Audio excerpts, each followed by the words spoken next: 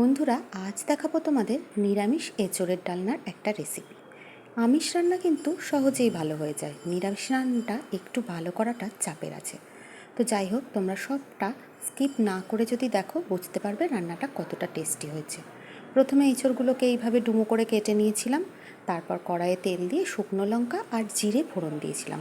প্রতিটা মশলা কিন্তু step by step দেখবে, এটা ভালো করার জন্য। এটা তো নিরামিষ, ফুল ভেজ, এতে কোনো রকম পেঁয়াজ রসুন যাবে না। এঁচোড়টাকে আমি গরম জল ফুটিয়ে তার মধ্যে ঢেলে দিয়েছিলাম এঁচোড়গুলো। ফোটাইনি কিন্তু, কারণ আমাদের গাছের এঁচোড়টা না বেশ ভালো, খুব একটা সেদ্ধ হতে সময়ই লাগে না, খুবই সুন্দর এঁচোড়টা। যাকে যাকে দিয়েছি, যে যে খেয়েছে সবাই একই কথাই বলেছে। তো আমি গরম জলটা ফুটিয়ে এঁচোড়টা দিয়ে দিয়েছিলাম। তারপর এঁচোড়টাকে একটা ছাকনার সাহায্যে তুলে আমি তেলের ওপর দিয়ে খুব ভালো করে ভাজা ভাজা করছিলাম। আর একটা মশলা এদিকে রেডি করে নিয়েছিলাম, যার মধ্যে ছিল গোটা জিরে, গোটা ধনে, আদা, টমেটো, গোটা গরম মশলা আর হচ্ছে 4টে কাজু। প্রতিটা মশলা আমি মেনশন করে দিচ্ছি। এঁচোড়টাকে খুব ভালো করে লাল লাল করে ভেজে নিতে হবে। আর এক সাইডে আমি একটু টক দই ফেটিয়ে রেখেছিলাম, এক বড় টেবিল চামচ মতো নিলেই যথেষ্ট, খুব একটা বেশি নিলে টক হয়ে যাবে। তারপর এঁচোড়টাকে এই দেখো এইদিকে ভাজা ভাজা করে নিচ্ছি, খুব ভালো করে ভাজা ভাজা করে সেই মশলাটা আমি দিয়ে দিয়েছিলাম এঁচোড়ের মধ্যে 2 টেবিল চামচ মতো। তোমরা আন্দাজ অনুযায়ী দেবে যতটা তোমার এঁচোড় থাকবে। এঁচোড়ের সাথে আলুও কিন্তু একসাথে আমি ওই গরম জলে ডুবিয়ে দিয়েছিলাম। এঁচোড় আর আলুটা কিন্তু একসাথেই ভেজেছিলাম। বললাম না, যেহেতু আমাদের কাছে এঁচোড়টা বেশ ভালো, সেদ্ধ হতে একদম সময় লাগে না।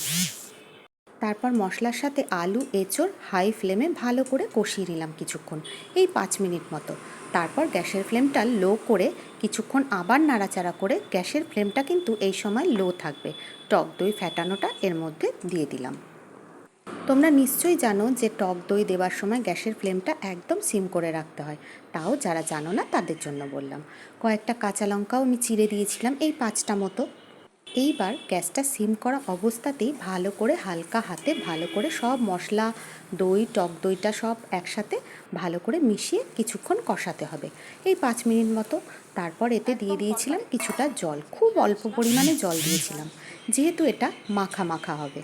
তারপর জল দিয়ে ভালো করে নাড়িয়ে চাড়িয়ে এর মধ্যে আমি দিয়েছিলাম একটু গরম মশলা গুঁড়ো। এই গরম মশলাটা আমার ঘরে তৈরি, এর যেটা ঘরে যেভাবে তৈরি করি সেটাও আমার ফেসবুকে দেওয়া আছে। তো সেই গরম মশলা গুঁড়ো 1 চামচ দিয়েছিলাম আর 1 চামচ গাওয়া ঘি, সেটা দিয়ে ভালো করে একটু ফুটিয়ে নিয়েছিলাম। তারপর আবারও গ্যাসটা সিম করে দিয়েছিলাম একটু গোলমরিচ গুঁড়ো। তারপর সিম করে 5 মিনিট ঢাকা চাপা দিয়ে রান্না করলে রেডি আমার দারুণ স্বাদের নিরামিষ এঁচোড়ের ডালনা। রেসিপিটা কেমন লাগলো কমেন্টে জানিয়ে যেও বন্ধুরা।